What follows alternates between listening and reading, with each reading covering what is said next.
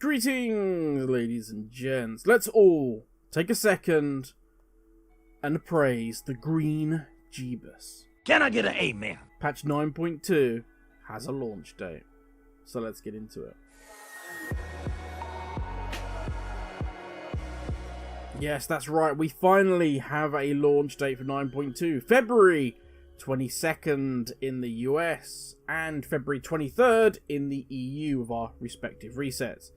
These are the dates that we've been waiting for so long. 9.2 on the PTR has now upgraded to release Canada. That means it is good to go. But what does that mean for us, the players? Well, the three big ones are the closing of the PvP Season 2, the end of Mythic Plus Season 2, and of course the closing of the raid in terms of Ahead of the Curve and Cutting Edge. Now, PvP will end on the 21st of Feb at 10 PST in the US, and the 22nd of Feb at 10 PM in the EU. The Mythic Plus season ends at reset, for whatever your respective reset day is. We will then go into Season 2 post-season.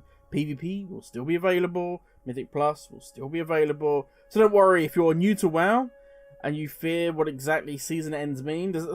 Grim, does that mean all I'm going to be left with is pet battles and Torghast? Hell no, to the no, yeah, to the no. No, panic not. The reason for the end of season is mainly just to tally up the PvP season scores, and of course now the Mythic Plus season scores, so they can give the flashy titles to whoever needs them.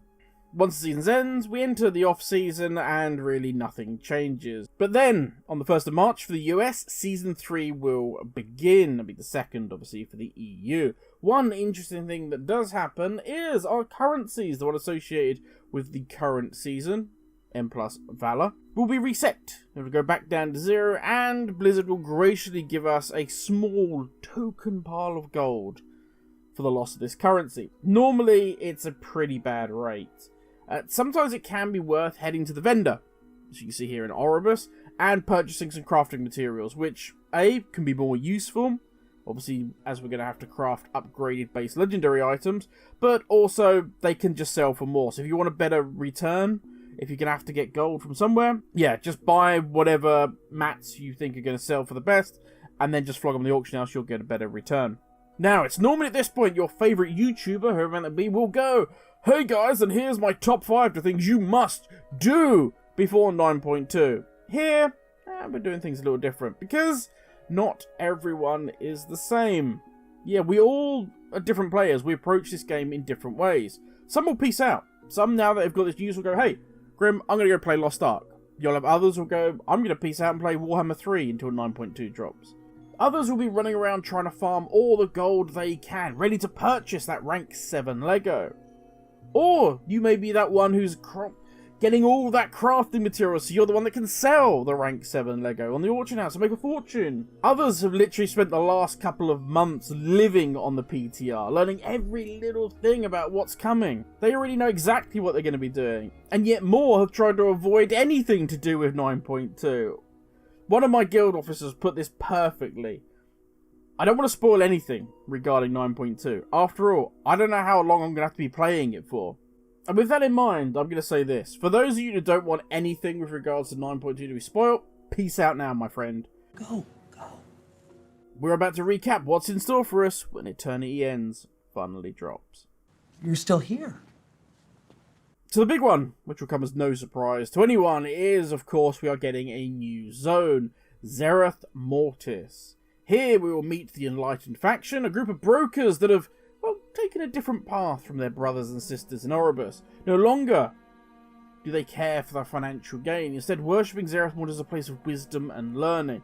As part of Zereth Mortis, we will also be getting the Cipher of the First Ones, this musical language that rings out around the place. This Cipher of the First Ones will very much be like the box of many things from Torghast, or if you remember the visions in BFA, where you had the table you had to unlock.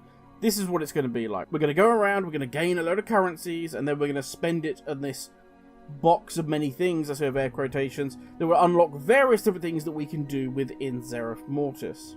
Keep in mind, the buffs and things that apply will only be for Zereth Mortis. They're not going to affect the raid, dungeons, or anything else. Speaking of raids, the Sepulchre of the First is the new raid coming in 9.2, consisting of 11 bosses. Minimum eye level for LFR will be 220. Panic not, there is catch-up gear. We'll talk about that a little bit later on. The interesting thing about this raid is the schedule. A number of the bosses are being locked on all difficulties until Mythic drops.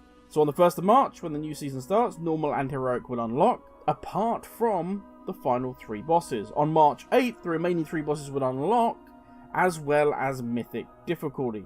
This will also be the first unlock for LFR. Then on March 22nd, April 5th, and April 19th, the next set of LFR wings will open.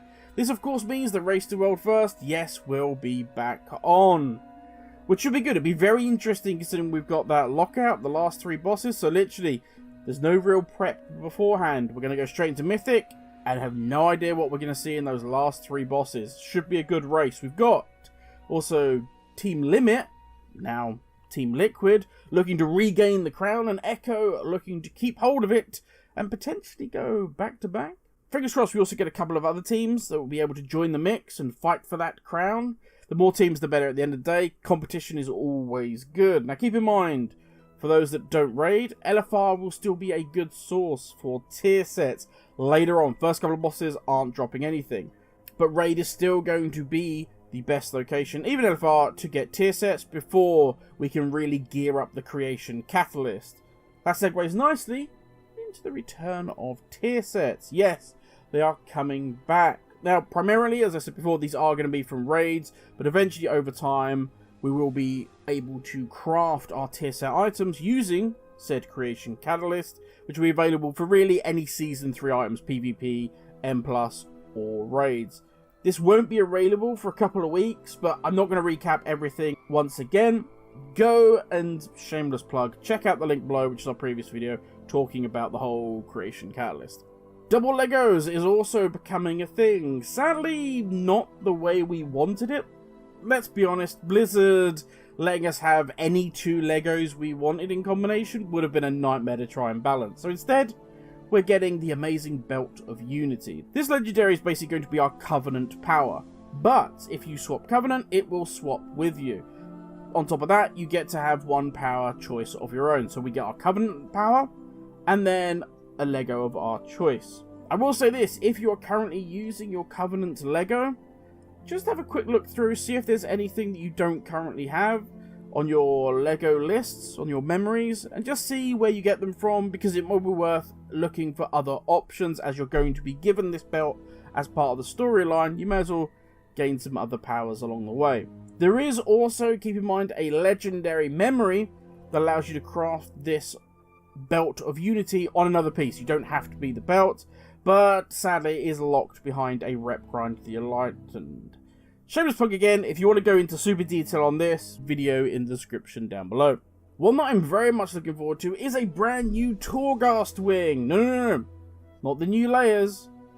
Yes, we're gaining more of them. 13 to 16. I can hear the groans from everybody already. I'm gonna kill myself! This is going to be something all new and shiny, very much like Twisting Corridors. It is the Jailer's Gauntlet. Cuts out the fat and goes right for the juicy meat.